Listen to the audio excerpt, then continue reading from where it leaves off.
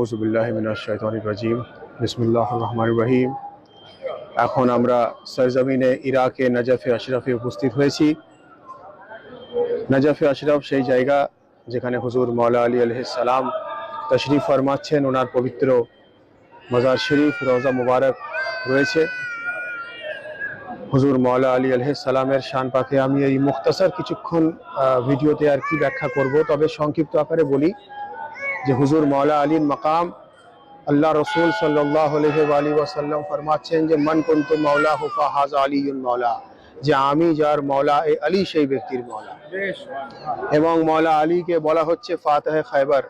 আলী এ মুর্তজা হলেন হায়দারে কাররার, আলী এ মুর্তজা হলেন বাদশাহে আউলিয়া, আলী এ মুর্তজা হলেন শাহেনশাহে ইমামত।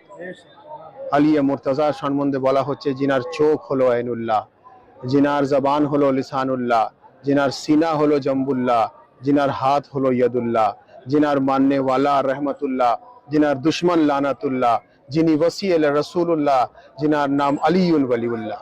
তো সেই আলী মুর্তজার পবিত্র রওজা মোবারকের সামনে আমরা এখন উপস্থিত হয়েছি এবং একটা বার্তা আমি দিই যে ইরাকের নজফে আশরাফে হুজুর মাওলায়ে কায়নাতের মাজার শরীফ সহ আরো বহু জিয়ারত রয়েছে।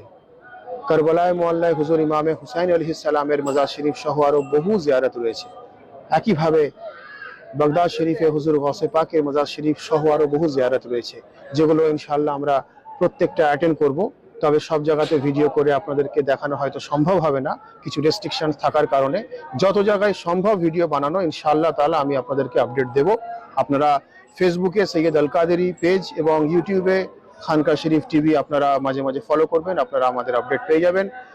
সকলকে আমার আন্তরিক আদাব ও দোয়া জানিয়ে বক্তব্য শেষ করছি। ওয়া আখিরু দাওয়ানা আনিল হামদুলিল্লাহি রাব্বিল আলামিন।